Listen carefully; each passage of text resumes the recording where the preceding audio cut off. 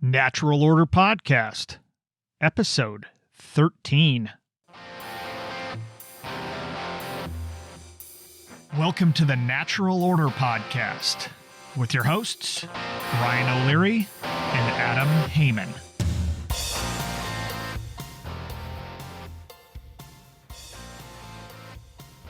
Ryan O'Leary here with Adam Haman. Hey, Brian, how you doing? We're doing well.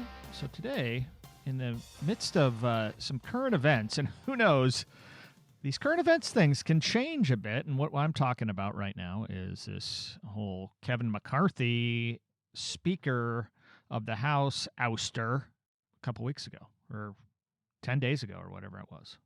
7 days ago from when we're recording. Very, very interesting times. I heard tell that it's historic that they've never actually forced one out before. Usually they resign or something. Yeah, usually if the speaker who's in the party of control sees the writing on the wall, he or she just says, see you later, guys. You do your thing. And I don't think that's the case here. I was thinking, Brian, I mean, he's a handsome-looking man, Mr. McCarthy. What in the world have these guys got against him? Maybe you can you can walk me through what happened and shine some light. I had it in mind to do a quick timeline because even I was a bit confused and going on what was going on. And we'll kind of address these little points here in a moment, I think. But first, in January, right after the new year, new speaker with a new Congress needs to be elected by formality.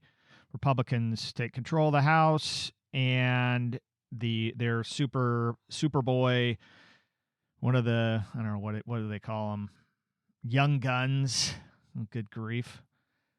Kevin McCarthy, it's his turn to become speaker because he's been in the leadership forever, so it's assumed a formality, but there end up being 15 rounds of voting and a bit of brinksmanship and gamesmanship to actually get him the votes to become speaker. And the congressman from Florida, Matt Gaetz, was the main guy to hold all that up. He just didn't, I'm guessing, he just didn't think McCarthy was the right guy for the job. But again, Gaetz doesn't have a plan. He doesn't have a candidate.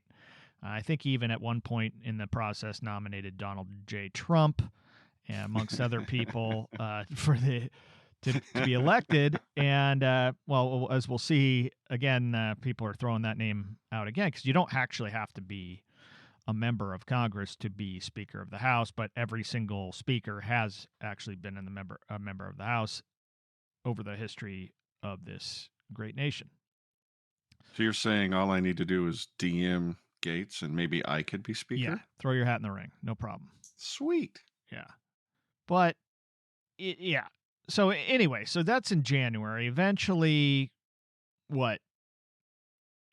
McCarthy agrees to some concessions or some issues that Gaetz had in mind that would stop him and his little, cabal of like 8 or so congressmen to keep the vote from going forward. Eventually, it happens. So, do you recall the amount of time this all took, start to finish? Several 15 days. rounds and all that? Several days. Okay. Yeah. Okay. Yeah, and then at a certain point, they go through and they're sitting there forever, and then they take a break, and they're sitting there forever, like going through the voting and whatever. But yeah, it was a course of several days. So let's fast forward to only a couple weeks ago, September the 30th. Well, hold on. Before you do, I don't want to gloss over. I don't want to gloss over what the concessions were that Gaetz and company were insisting on, because they seemed important at the time to somebody who dreams of a smaller government at all, or at least one where these large conglomerate omnibus appropriations bills are coming out and people don't even bother to read it, rarely have time. Yeah, I think we can probably include those in the show notes, the exact concessions, but essentially, like what you're saying is true. It was, I don't want this government or the body of the House of Representatives to become this just blank check writing blank check writing institution that just allows government to do whatever it wants, whoever has the power. There has to be some sort of check, right? Well, they're not even pretending to go over things, bill by bill, issue by issue.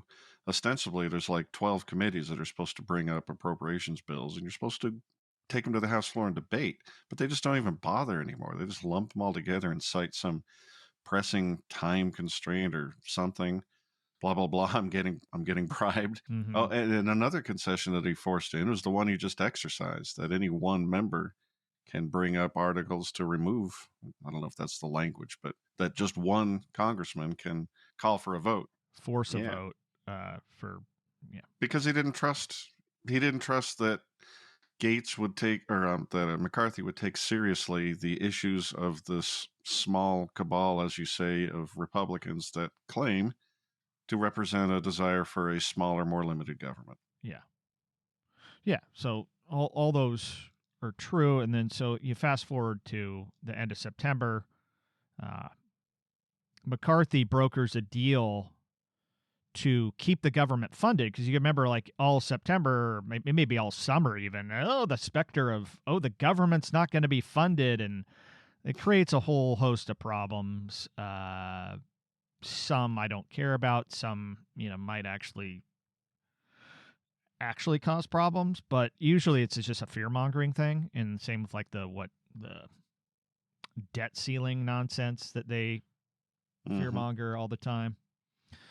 So anyway, McCarthy brokers the deal. It passes to keep the government temporarily funded for 45 more days through November the 17th. It passes with a 335 to 91 majority, resounding. Like, let's keep the government funded. 90 Republican representatives voted nay. Only one Democratic representative voted nay against that. And curiously, within this, there was no specific money to keep Ukraine funded. It was specifically to keep the United States government funded, which, that's, they're going to do it anyway. But anyway, and there was the same event where Representative Jamal Bowman pulled the fire alarm right before the vote, curiously. And we can, go into that maybe at another time, but it's just the whole foolishness. So this is essentially a stopgap measure to keep government funded, to keep all the people on the payrolls getting their money. The spigot is still open. So 4 days later, so that was on a Saturday, on a Tuesday, like what you said earlier, Gaetz forces this vote to say, like, are we going to still have McCarthy as our leader, or as the Speaker of the House? And on October the 3rd, they do force a vote, and the House votes 216 to 210 to remove Kevin McCarthy as Speaker of the House. 8 Republicans joined all the Democrats, and that group of 8 is essentially the people following Gaetz, to kind of throw a wrench into all the gears, I guess. We can talk about motivation and stuff here in a little bit, because that's very curious. So then North Carolina Representative Patrick McHenry, who was the pro tem of the House, is now the temporary speaker, and as I'm speaking right now, he currently is. It's largely ceremonial, because he's just like the next guy in line. He wasn't even the next guy in the leadership, but he was on some list that McCarthy had, and with the way the whole thing went down, I think in January, McCarthy had to have some list. So McHenry is the guy, and he, I don't think, is very happy about it. I remember him slamming the gavel down, all mad about having to actually do the business of the House. So anyway, now or even before, the Republicans have a majority in the House, 221 to 212. There's a few independents in there. So, meanwhile, as McHenry is the pro tem and the temporary Speaker of the House, names emerge as who the actual or the new Speaker of the House will be. And as we mentioned, Donald Trump. But and they need a new speaker, right? Because the pro tem guy can't do much. Yeah, I understand it. Yeah, they're talking about like, oh, does he have like classified access and whatever? And again, like, yeah, I mean, for me, like as long as things are kind of working, like, you know, we talked in I think the last episode that like the the corruption might actually be a feature. Like Alexander Hamilton had to say, but we'll get to that in a second. But names emerged in the leadership. It was the majority leader, Steve Scalise from Louisiana. He's the guy that got shot by a wacko practicing for the congressional baseball game, and he's still around, so he's a majority leader. And then there's a fella, Jim Jordan of Ohio, who liberals really hate this guy. He's kind of a clown too, but he's been, you know, unfairly maligned in this whole Ohio. He was a former wrestling coach, I think, at Ohio State, or assistant wrestling coach. He got embroiled in that whole scandal, which wasn't really a scandal. It was largely made up. And actually, I have a podcast where we even address this whole thing as it relates to the whole Penn State Joe Paterno, Jerry Sandusky case I had with John Ziegler, who he's done, 11 years now of thorough research on the whole thing and debunked the entire thing as a total fantasy. And anyway, so Jim Jordan kind of got wrapped up in that whole thing. The leftists, they will like to spell his name GYM to like, you know, just thinking they're funny or mean or whatever. It's just stupid is really what it is. Jim Jordan has a lot of problems. Oh, you know, aside from this, but anyway, so we'll see. So those are the two guys who've announced their candidacy formally. And a guy named Kevin Hearn out of Oklahoma has said, like, yeah, I might do that. He hasn't announced it formally. Yesterday, October the 9th. I think yeah, go ahead. I think he might have just backed out. I think Hearn? I think he didn't want to crowd it. Yeah, I think it's just the two of them. But that's possible because yesterday, as we're recording, on October the 9th, after saying right after he got ousted, McCarthy backtracked a week later, saying he would run again if nominated or brought up. He said he'd go back. Now, this is because he also sees the panic in everybody because there's a, quote, international crisis once again. Oh, good timing, guys. So the international crisis with the whole Israel-Palestine Hamas nonsense that's going on, which we decided that we both have our thoughts on it, but we're not gonna do a show on that yet until things go. We can figure it out. But anyway, so McCarthy says he's back in. Scalise and Jordan, as of this morning, they were set to, on October the 10th, Scalise and Jordan are set to address the House. They're both running for the speakership. The Democrats back this fella named Hakeem Jeffries from New York.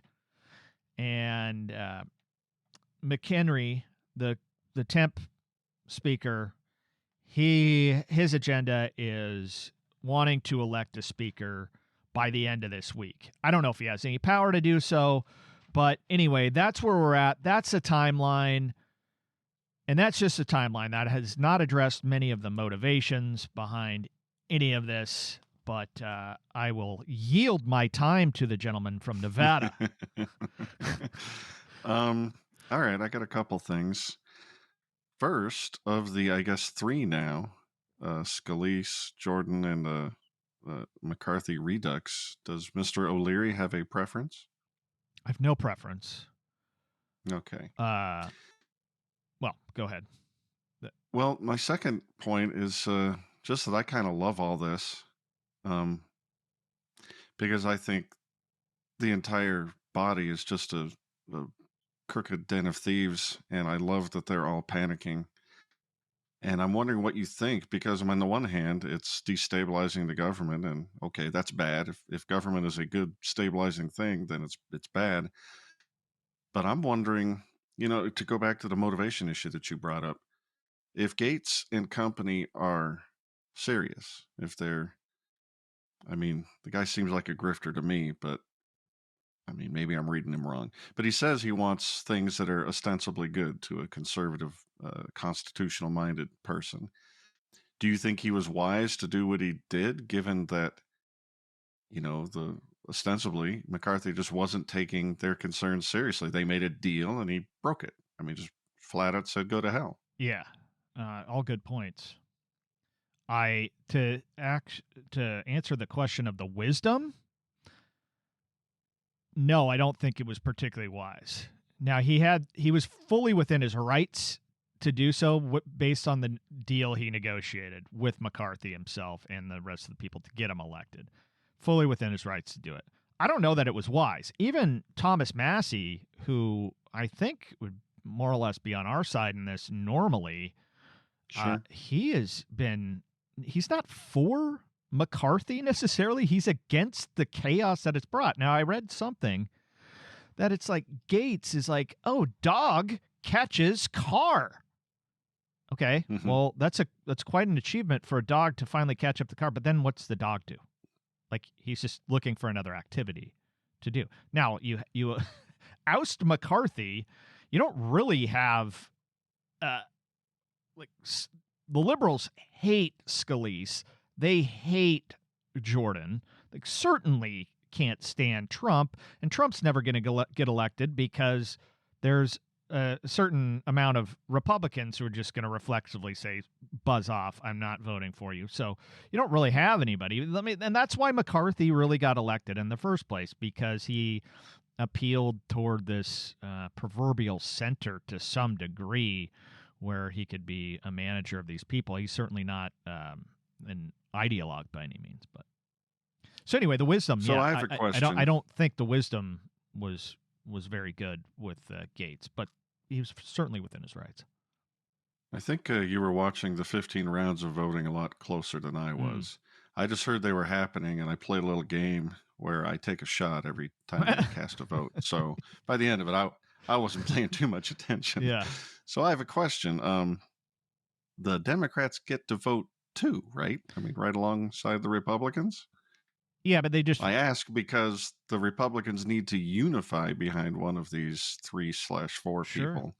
And do you have any inkling as to what they're going to do? Because they can't let it go to the vote and still be split, or the Democrats will elect the speaker, right? No, because they have to have a majority, right? Like the majority of the House has to vote for. So what? You have 436. You need 200 and 19 to vote. Oh, so they don't have the number. I see. You need, there needs to be a. So they. Okay, it can't be like a plurality, right? If it was a plurality, this guy Jeffries would have won a long, long time ago. Gotcha. So they revote, dropping the lowest vote getter. Is that the deal? I don't even know if they do. I think they just keep people in there, and so. Yeah, eventually it becomes a stalemate, and that's what the whole 15 rounds was. It was just a stalemate. Like McCarthy just wasn't getting over the hump because these guys were just sitting on their thumbs and just like, no, I'm not voting for you, dude. Too bad. Pick another guy. Brian? Yeah. Don't get me aroused. Are you telling me that there's a chance that the legislature could just become functionless if they just stay deadlocked? Correct. Yeah. And I like that idea. It fits for a lot of things, I think, because I don't want these people to be active. They can have their titles or whatever, but the more active they are by passing new laws, my whole thing is like they need to start jettisoning old laws and peeling back the onion, or whatever analogy you want to make. And so at that point, when people are starting to pass new laws, they just think that's a great thing. It's like, no, you need to get rid of old laws, but nobody's going to do that. So meanwhile, you have this old stodgy body, political body that has all these rules and regulations. And so, like, one of them is just like, yeah, we need a speaker. We need somebody to be in charge, and nobody's in charge. And I don't know. They said by the end of the week they need a new guy, or they want a new guy, but I don't. I see it kind of happening once again. Like this stalemate, because you have just enough, because the Republicans have such a slim majority that this group of 6 or 8 people led by Matt Gaetz, who I agree with you. He seems like a grifter. I think he is a grifter, and I think he's a jerk. But again, he's fully within his rights within the rules that were set up. So maybe we need to work on the rules a little bit. But they hold such a small majority that this small group can gum up the works. I love it. Well, I wonder, do you have a prediction? Do you have any idea what you think is going to happen? Because I don't. I don't right now. I haven't read enough on it, and certainly I don't care enough about the intrigue in Washington to make a prediction. I don't even know. I should have looked up what the betting markets say. My gut generally says Scalise, because he's the majority leader and he's kind of the next guy in line. It's kind of how McCarthy got his job. It's how they almost all of them get their job, because they do their time within the system and eventually get it. So I'm guessing Scalise, but like I said earlier, the liberals hate him, but they're going to vote for their guy Jeffries anyway, right? They don't. Of course, they don't care. Of course, they run their script. They do their bit in the play. I feel a little bit bad calling Matt Gaetz a grifter. I don't know, and especially when I stare at the 435 or 6, whatever it is, people up there. I mean, they all just look so revolting to me. It reminds me of the famous chapter in F.A. Hayek's book, Road to Serfdom, titled Why the Worst Get on Top. And he was speaking specifically about a socialist system. Right. But I say the United States government is large and intrusive and does enough thievery that it's close enough. The rules apply. And of course you would expect the worst to rise to the top of a system like that, because look at what the system is. It is these people ostensibly claim to control the power of one group of people to use force on the rest of us, to order us around, or throw us under penalty of throwing us in jail, to steal from us under the same threat, to just issue edicts. And what kind of person is going to be drawn to that system? You will occasionally get principled, maybe small government ideologues who want to go there virtuously and run the system as, I don't know, some Roman plebeian would want. But no, they're going to be outnumbered massively by people who are in it for a buck, to go in there and take bribes and sell favors and horse trade and enrich their own, feather their own nests, enrich their own fiefdoms. And how in the world is some ostensibly honest Mr. Smith goes to Washington type going to compete with the legions and hordes of people's with avarice? Of course, we're going to get ruled by sociopaths. The system attracts sociopaths. Yeah. Or am I just a little too black-pilled on the issue? No, I don't think so. I think that notion we talked about in a previous podcast, or possibly several of them, I can't really remember, but the word and the activity called bipartisanship. We see that it's like, oh well, McCarthy, like I mentioned at the top, McCarthy brokers this deal, a bipartisan deal, so called, that keeps the government running, and so we're supposed to bow and genuflect to the bipartisan, consensus of this quote-unquote deal happening, and I don't know that it's necessarily a good deal for the American people. It's a great deal for the folks in Congress. It's a when great I was deal young and foolish, I heard that word, and the elders amongst me would explain to me that that word meant that it must be good, because the well-meaning people on both sides of the aisle agree on this. So it's a good thing. It's bipartisan. But now that I'm older and wiser and much more cynical, I hear bipartisan and I just think, oh, well, then they horse traded and it's crooked on both sides. Right. Well, it's the worst of both parties got together to agree on it. Right. And I grew up with a similar way. It's like, oh yeah, we want centrists in government.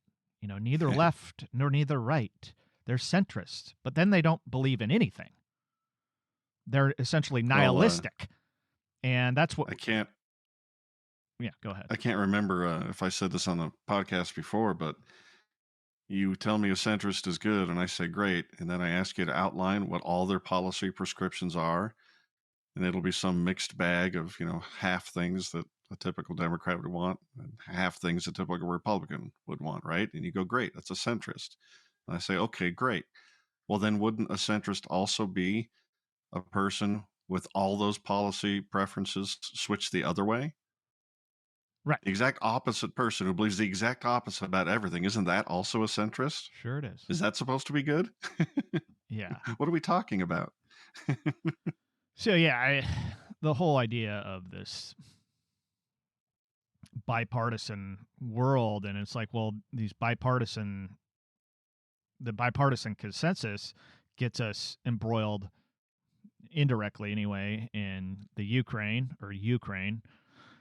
It gets us embroiled in all the Middle Eastern wars, and probably another one coming up, because it's what the centrists within the Congress and the Senate want it to be, and the people who have a outlier voice, they're just one of very few, or standing alone, saying no.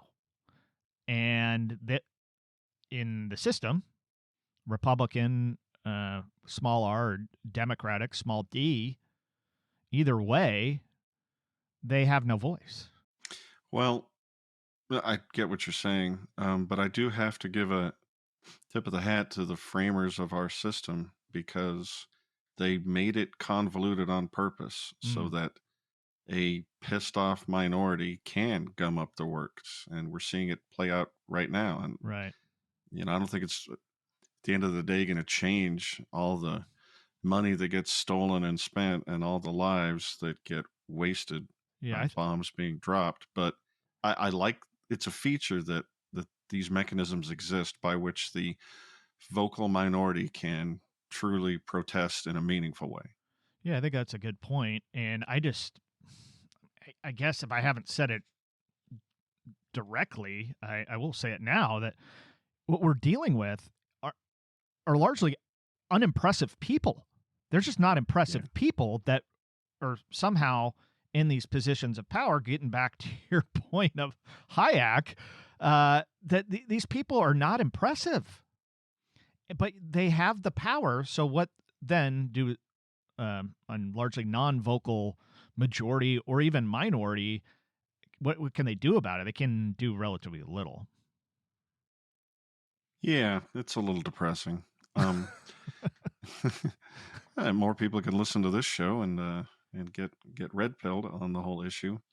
You do see impressive people going into areas that are more productive and honest than politics, and doing things that push the needle. Mm-hmm. Elon Musk comes to mind, and Steve Jobs before him, and the people that make things that make our lives better by going out in the world and transforming scarce resources into goods and services that make our lives better. And maybe we can just hope that the power of that sphere increases and the power of this petty, wicked political sphere diminishes. Maybe we'll eventually, as a species, wake up and get sick of that. Yeah. That would be nice. Yeah, and it brings up another point, and I don't want to go too much further, but maybe we can kind of bleed this over into an upcoming show, but it really kind of, in my opinion, from my reading of history, really got ramped up in the 1960s with the ever turning toward the left of the universities and the networks, the media in general. And particularly with the universities, Russell Kirk, conservative philosopher, said something to the degree that they're just in a sea of mediocrity. There's intellectual irrelevance and ethical purposelessness in these universities. And that was noticed then, but it's like, okay, well, maybe not. Maybe we'll kind of get around it, and, you just keep going further. I mean, shoot, I was in college almost 30 years ago now, and I saw it then, but it's like, we'll get around that. And there's just these people over here, but, the slow creep of all this stuff just bleeds in and bleeds into society. And nowadays, we talk about the media. It's like all of a sudden it's leftist. Well, no, people were writing about this in the 1960s, 1970s. Pat Buchanan has a whole book on it that nobody ever read. I've read it several times, but and I think I've been podcasted or wrote about it at one point. But the point being is that it was in the water, certainly, but the powers that be or the people in general said, we're not going to worry about it too much because we're doing okay. Now we're not doing okay. Maybe they were worrying about it and maybe they won't, but I've got a contra theory for you. Okay. If we're upset by the leftward drift of media and the horrible things they say and the horrible way they pervert our values and our politics, if you're trying to tell me that the counterbalance on cable TV, for example, is Bill O'Reilly and Sean Hannity, well, what are you counterbalancing this leftism with? It's not. It's not that's serious. Garbage. It's not serious. If this is supposed to be something that we're supposed to prefer, well, no, you've given me two horrible choices. That's that's entertainment, and they know what exactly they're the. I wouldn't say that Fox News is a counterbalance to any of that, but I don't know what is. There's nothing really that is. It's an amusement for a lot of people.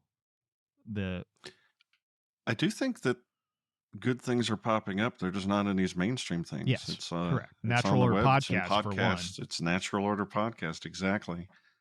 And so maybe we can look to our new thought leaders in those spaces, and the rest that are controlled by poisonous, corrupt gatekeepers, maybe we'll just cast them aside.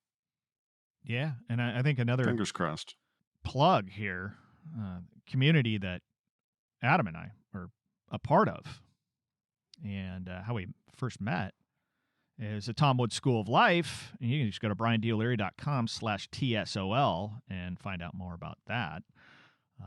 But I think it's we're amongst like-minded people that try and find solutions. Like you mentioned, people that make things, people that say things.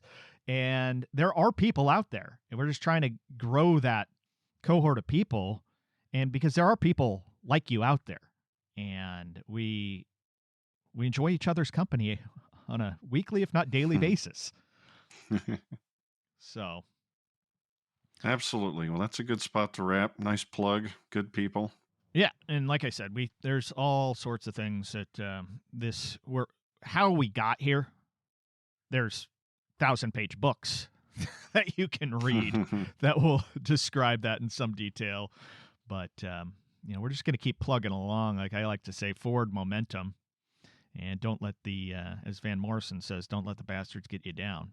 So, any final words for us, Adam, before we bid adieu to our folks?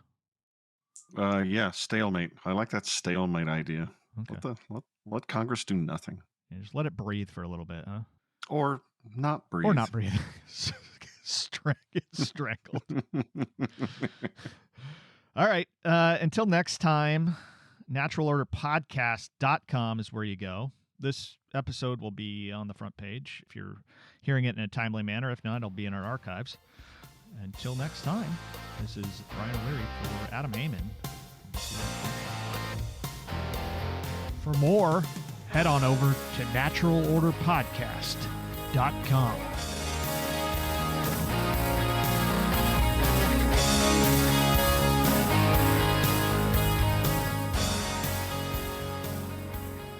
For the show notes on today's episode, naturalorderpodcast.com/ep13.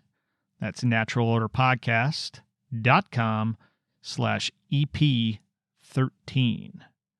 And for more information on the Tom Woods School of Life, as we mentioned in the show, go to briandoleary.com/TSOL.